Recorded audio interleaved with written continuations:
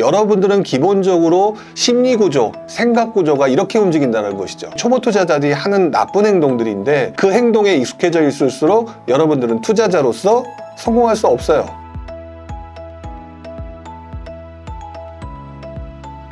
10월 달도 이제 거의 끝나가는 이 상황에서 또다시 목요일 날 부동산 노포 시간 여러분들과 함께 이야기를 나누게 되는 불영입니다. 반갑습니다. 제가 시작하면서 해야 될 얘기를 뉴스 기사를 꾸준히 좀 살펴봤는데요. 이상하게 뉴스 기사라고 하는 부분을 보게 되면요. 항상 나오는 기사가 패턴이 좀 일정한 부분이 좀 보여집니다. 그러니까 무슨 말이냐면 어떤 특정 이야기가 나오기 시작을 하게 되면 그 이야기가 한동안 계속되는 모습을 보여요. 예를 들어서 역전세란과 관련된 게 올 4월, 5월, 6월 달에 좀 집중됐던 역전세란과 같은 이슈가 있으면 또 역전세란과 같은 내용들을 굉장히 여러분들한테 반복적으로 기사로 내보내고요. 요즘 같은 경우는 청약시장과 관련된 뉴스 기사를 상당히 많이 내보내는 입장입니다. 자, 그러다 보니까 역전세란 때도 그랬고요. 그 다음에 청약시장의 그 활성화에 관련된 기사도 그렇고요. 여러분들은 그 기사를 보면서 시장을 역전세란이 심각하구나. 부동산 시장이 청약시장이 다시 살아나면서 어떻게 해야 될까라는 식으로 생각을 하게 되는 그런 모습들을 보이게 됩니다. 자, 그런데 투자를 조금 길게 봤던 입장에서 보게 되면은요. 거기에 휩쓸리면은 초보자. 그렇지 않고 그것들을 지켜볼 수 있으면은 조금 투자를 해봤거나 시간을 길게 해봤던 분이라고 저는 생각을 합니다. 자, 왜 그러냐면 시장에서 보여지는 뉴스 기사는 바로 직전과 그 당시의 상황을 보여줄 뿐 그 다음에 우리가 투자하는 데 도움이 되는 미래를 보여주지 않는다는 건데 요상스럽게도 뉴스 기사를 말하는 기자분들, 물론 기자분들도 다 잘 알고 계신 것 같아요. 하지만 이제 상황이 그러니까 기자분들이 올려주는 기사나 또는 기타 다른 것들, 다른 사람들이 얘기하는 걸 보게 되면 직전의 상황을 보면서 미래에 이렇게 될 것이다 라고 얘기하는 사람들이 너무나도 많다는 거죠. 심지어는 전문가라고 불리는 사람들도 상당히 그렇게 해석을 합니다. 저는 그래서 그런 식으로 해석하는 분들을 보면서 이분이 투자 경험이 오래됐다 안 오래됐다를 판단을 하는 편입니다. 또 역시 여러분들이 이 방송을 보시는 분들 모두가 그런 것들에 휩쓸리지 말고 스스로 판단할 수 있는 능력들을 키워야 된다고 생각을 하죠.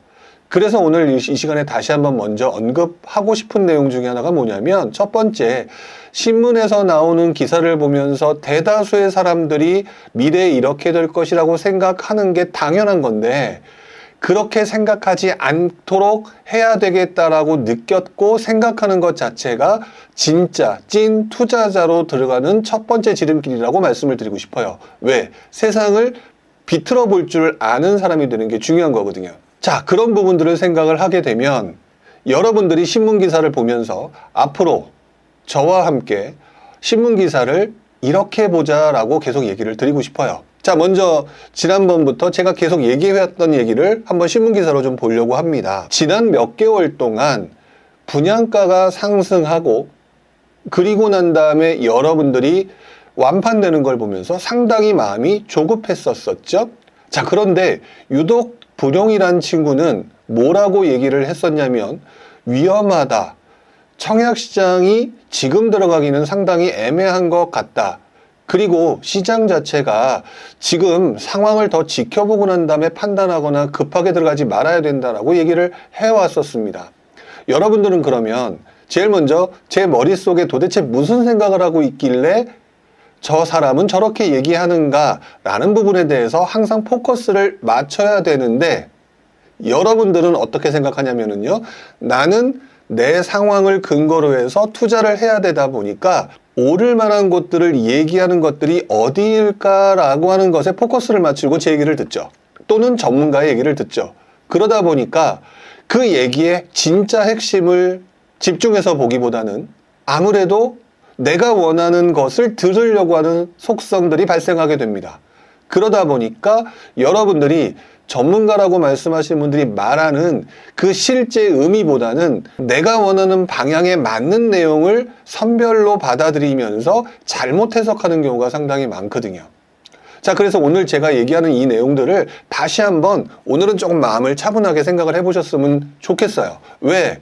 분양가가 상승할 때요, 정말 많은 사람들이 뭐라고 얘기했느냐라고 얘기를 하게 되면은요, 분양가가 앞으로 계속 상승하고 원자재 가격이 올라가니까 분양가는 올라가고 가격은 올라갈 수밖에 없다. 그러니까 지금 집 사야 된다라고 얘기를 해왔던 거고, 청약시장에 지금 해야 된다라고 얘기를 했던 거죠.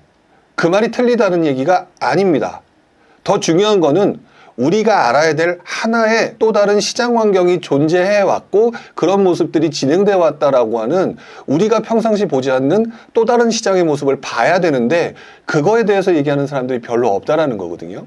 자, 보시게 되면 전국 아파트 가격이 2천만 원 재돌파하고 하반기 되어 이문 3구역은 분양가 3,550만 원, 자, 그 다음에 강북, 단지 분양가 송파구 6박. 자, 이게 지금 현재 모습이거든요. 그러니까 여러분들은 이것들을 가지고 미래에도 계속될 것 같은 착각에 빠지게 됩니다. 이 말이 맞다 틀리다를 떠나서 여러분들은 기본적으로 심리구조, 생각구조가 이렇게 움직인다는 것이죠. 자, 그러면서 입주 물량 감소하고 청약 경쟁 치열하고 신축 품귀 현상이 온다라고 하면서 올해가 청약 적기라고 전문가들이 조언한다라고 얘기하는 순간 여러분들은 확신을 갖게 되죠. 왜?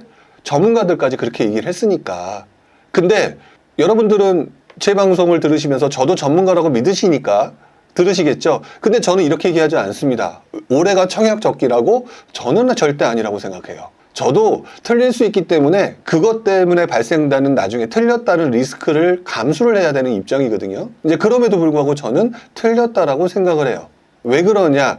그 부분이 평상시 내가 관심을 갖고 보고자 하는, 어디가 움직일까, 어디가 오를까, 어디가 지금 폭발했을까, 이런 것들을 보는 거는 내가 원하는 방향이거든요. 자, 그런데 실제로 기사들을 보게 되면 다른 부분들이 얘기가 나오고 보이고 있는데 이것에 대해서 언급하는 사람들이 별로 없다란 말이죠. 여러분들 얼마 전에 광명 얘기, 광명 굉장히 입지적으로 보나 미래 가치가 굉장히 뛰어나다고 보는 것 같은데 얼마 전에 엄청나게 오르는 상황에서 이번에 트리우스 성적표 기대 이하란 말이 나오죠. 수십 대 1 경쟁률을 뚫었는데 지금 미계약이 속출한다? 물론 속출하는 정도까지는 아니지만 어쨌든 그런 것들이 나온다라는 거죠. 자, 이런 상황을 보게 되면 여러분들은 한 가지 두 가지를 생각을 하고 무엇을 어떻게 받아들여야 될지를 객관적으로 판단을 해야 되는 거고, 이게 투자자가 리스크를 관리할 수 있는 투자자의 본 모습이어야 되는데 그것들을 많이 못한다라는 거예요. 자, 일단 먼저 이야기를 하기 전에 저의 머릿속에 있는 구조를 먼저 설명을 드려야 될 것 같습니다. 불용이라는 친구는 여러분들이 저를 통해서 배워야 될 것들은 여기가 오른다 저기가 조심해라 라는 얘기 그 자체보다 앞으로 스스로 투자를 위해서는 불용이라고 하는 오랫동안 투자를 경험했다는 친구의 머릿속에는 무슨 사고방식이 있길래 저런 생각을 하고 있느냐라고 하는 것들을 생각하셔야 되는 것 같은데, 제 머릿속에서는 이러한 생각이 들어와 있습니다. 무슨 생각이냐? 간단하게 표현하자면요, 달이, 여러분들 보름달 알고 초승달 알고 계시죠? 초승달에서 출발해서 보름달로 가고 보름달에서 출발해서 다시 초승달로 가는 모습들이 있죠. 이게 자연 세계에서 나타나는 현상인데 저는 이것들을 투자 세계에서도 동일하게 적용된다라고 보는 입장에서 달이 차면 기운다, 달이 기울어 있으면 머지않은 시기에 다시 차오른다, 이것들이 기본 메커니즘이란 생각이 머릿속에 박혀 있습니다. 여러분들이 그런 생각이 지금 머릿속에 있으신가요? 없다면 제 얘기를 한번 들어보셔야 될 것 같아요. 뭐냐? 제가 투자를 하던 97년, 98년 이 당시는 IMF 외환위기였거든요. 그 당시 현재 상황에는 우리나라 시장은 거의 구제불능 상태였습니다. 어느 나라도 돈을 빌려주지 않는 상황이었기 때문에 IMF한테 구걸을 해야 되는 상황이고, 모든 시장이 무너지다 보니까 부동산 가격은 폭락을 했던 상황이죠. 어느 누가 미래가 어떻게 될지 알고 있었을까? 바로 초승달이었던 상황이었죠. 하지만 시장이 무너지거나 국가가 무너지는 상황을 방치할 수 없다 보니까 결국 여러 가지 여러분들과 국가의 노력에 의해서 다시 시장이 살아났고, 시장이 살아나기 위해서 국가가 여러 가지 행동을 했고요. 그러면서 시장이 살아나면서 2000년대 초반, 2000년대 후반까지 계속해서 상승장이 이어졌던 거 여러분들 되게 많이 들어보셨을 겁니다. 자, 그런데 2006년, 5년, 6년 때 진짜 미친 장이 왔거든요. 그리고 난 다음에 7년, 8년도에 오르기는 오르는데 이상한 사건이 발생합니다.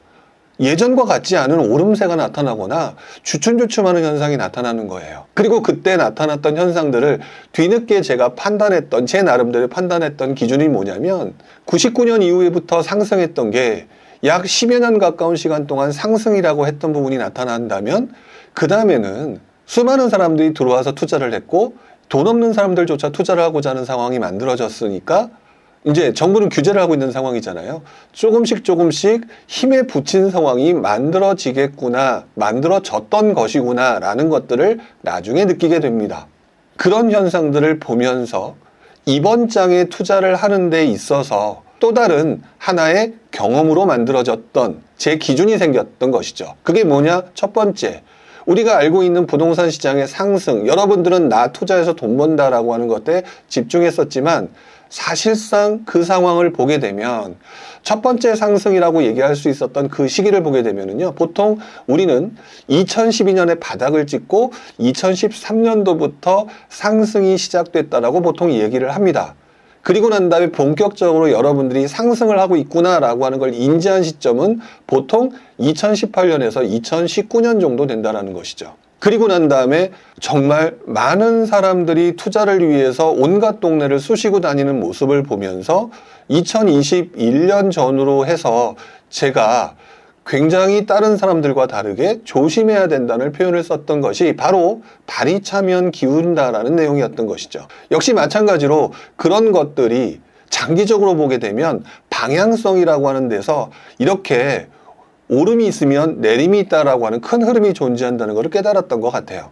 역시 마찬가지로 청약시장도 마찬가지입니다. 부동산 상승장이 시작되던 현재 모습을 말하는 게 이전에 그 이전에 무슨 일이 일어났는지를 생각해 보게 되면 2012년 이후에 바닥을 찍고 올라가는 상황에서 청약시장이 활성화됐고 그때 서울의 분양가 5억대에서 시작했던 그 분양가가 지금은 기본적으로 10억에서 12억, 13억 이러는 상황이 됐잖아요. 그 시간 동안 정말 많이 올랐고 여러분이 돈이 없다라는 상황이 만들어졌는데 또다시 지난 1년 전의 모습을 보게 되면 시장이 바닥을 기고 있으니까 살려주는데 청약과 분양권 시장을 움직이게끔 정부가 열어줬으니까 여러분들이 거기에 몰렸는데 그렇다면 그 다음에 정말 다리 차서 기울어지는 현상이라면 여러분들이 돈이 없어야 되는 상황이 만들어져야 된다는 건데 지금 보시는 이 기사처럼 여러분들이 미계약을 하는 사람들 늘어난다는 얘기는 결국 미래에 대해서 불확실성에 두려워한다는 얘기거든요.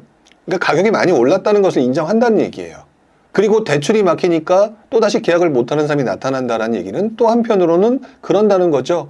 내 돈으로 하고 있지 않다라는 거죠. 그렇다면 내 돈으로 하게 되면 그게 떨어지든 안 떨어지든 큰 상관이 없거든요.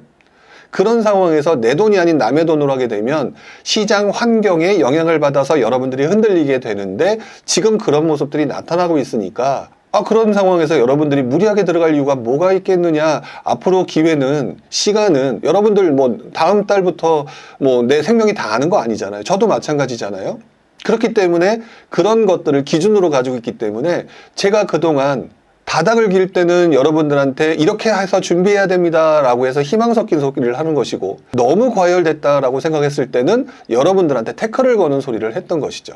바로 이 부분을 보게 되면 여러분들은 나중에 또 다른 경험을 하게 됩니다. 왜? 그때 안 들어갔다 하더라도 리스크를 관리하고 내가 안정적으로 유지됐을 때는 바닥일 때 또 다른 새로운 기회가 나온다는 것을 제가 또 한 번 경험을 했기 때문에 그 부분을 얘기를 하는 것이죠. 자, 그래서 지금 현재 나타나고 있는 이 시장의 모습들을 보면서 저는 이렇게 얘기를 합니다. 지금 여러분들은 시장의 흐름에 대해서 무관심한 채 돈이 될 곳이 어딘가라고 하는 부분에 집중해서 움직이다 보니까 자꾸 지금 현재 현상에 움직이게 되고 현상에 의해서 자꾸 좌우되는 모습이겠지만 이것들의 경험이라든지 이것들의 과거 사례를 통해서 유추해서 봤을 때는 가장 큰 흐름은 여러분들이 돈줄이 막혔거나 더 이상 투자할 것이 없다라는 징조가 보이게 되면 조금 조심해야 된다라는 차원에서 계속 얘기를 하는 거라고 보시면 될 것 같아요.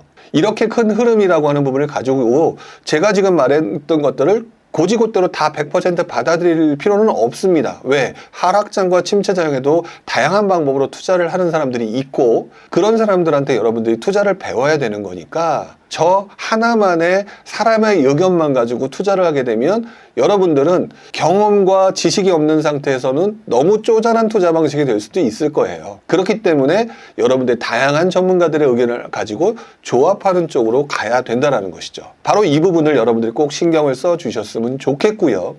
자, 그 가운데에서 저는 항상 아까도 그렇고 예전에도 말씀드렸던 게 현재를 기준으로 미래를 예측해야 된다라는 표현을 많이 쓰는 편입니다. 자, 여러분들한테 제가 뭐라고 그랬냐면 청약시장이 활성화되어 있지만 지금 뭔가 뒤쪽에서 불안한 요인들이 보여지게 된다라고 말씀을 드렸는데 그 다음에 여러분들은 무엇을 해야 될지 난감하게 되죠. 그쵸? 자, 그런데 이때 한번 생각을 해보면 그 다음의 모습들이 어느 정도 유추가 됩니다. 자, 첫 번째로 여러분들이 지금 이렇게 미계약이 나타난다, 뭐가 나타난다라고 하면은 여러분들이 집을 살까요? 안 살까요?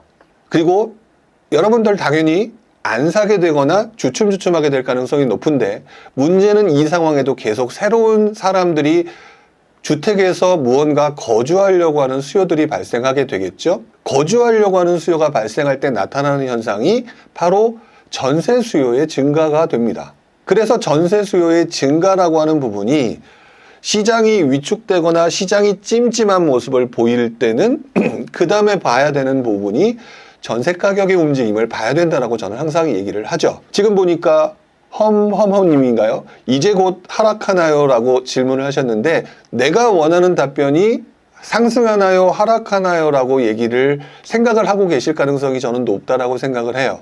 자, 그런데 상승이냐 하락이냐는 게 중요한 게 아니라는 거죠. 왜?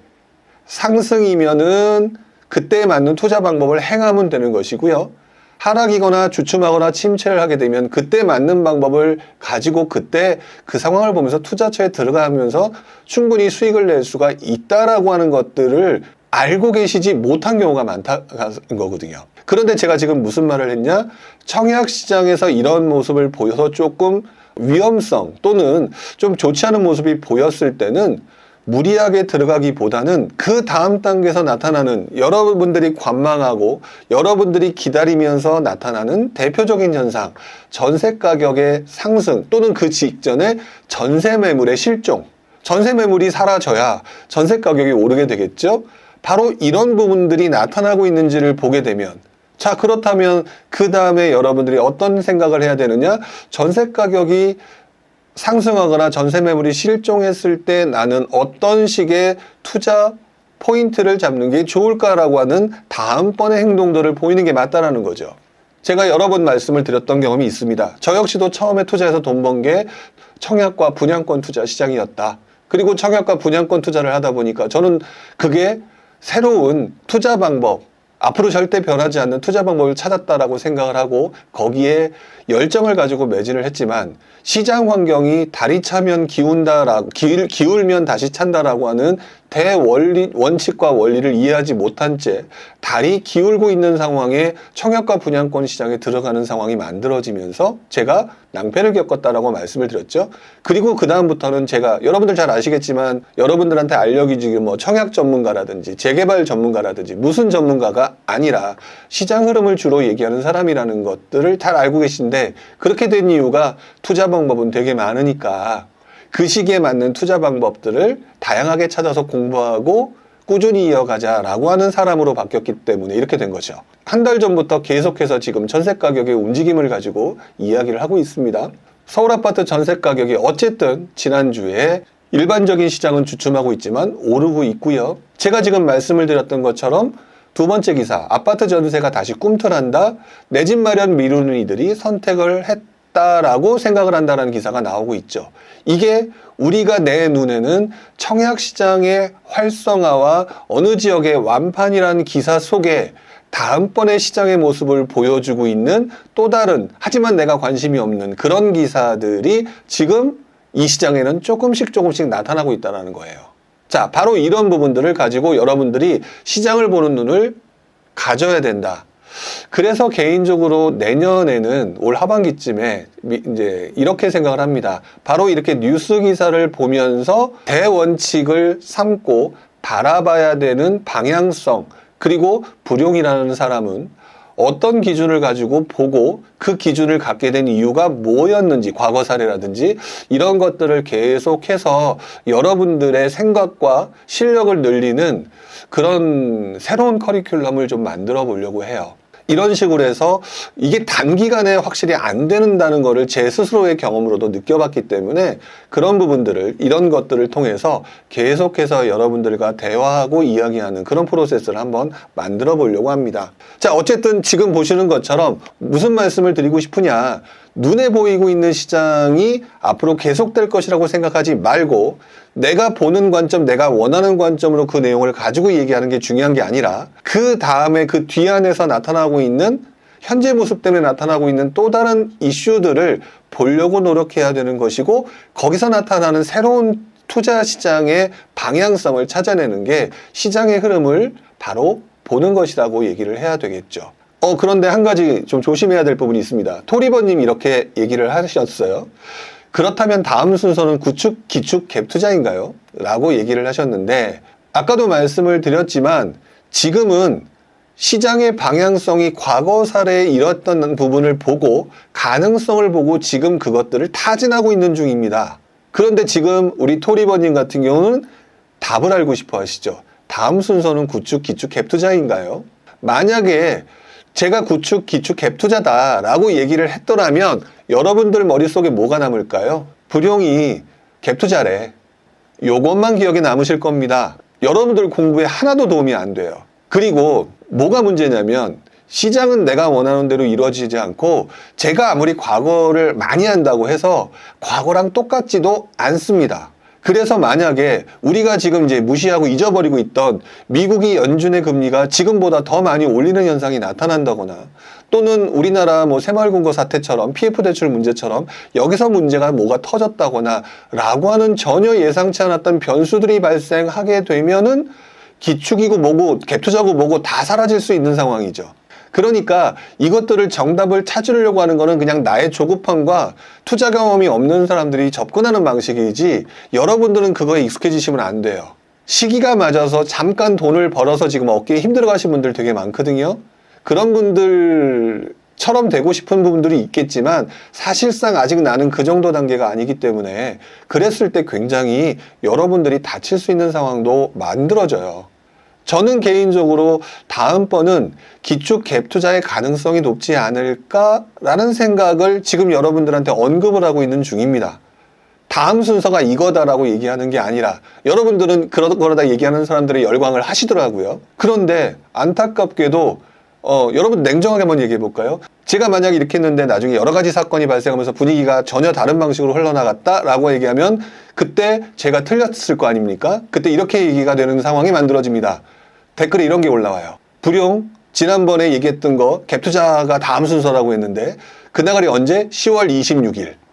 이렇게 해서 댓글이 달리면서 저 틀렸다라고 하면서 비난을 하시게 될 가능성이 높죠. 그런데 저는 그 행동도 굉장히 여러분들한테 안쓰러운 행동이라고 생각을 합니다.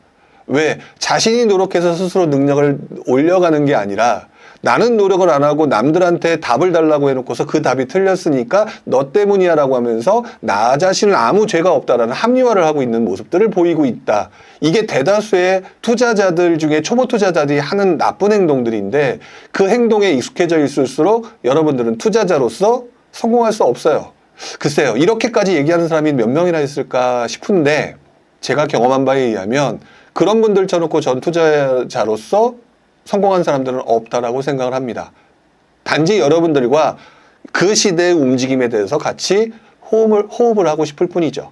아까도 말씀드렸던 것처럼 구축 갭 투자와 관련된 가능성에 대해서 지금 계속 저는 지켜보고 있고, 그런 이유가 바로 전세 가격의 움직임이 공급 부족과 여러분들이 관망을 했을 때 나타나는 대표적인 현상이 전세 가격의 상승 또는 매물 실종이라고 하는 부분이 나타나기 때문에 저는 지켜볼 거고요. 이 부분을 계속 여러분들과 함께 탐색을 하면서 의견을 드릴 것이고, 그러다가 또 다른 환경이 바뀌면 저는 언제든지 의견을 바꿀 겁니다.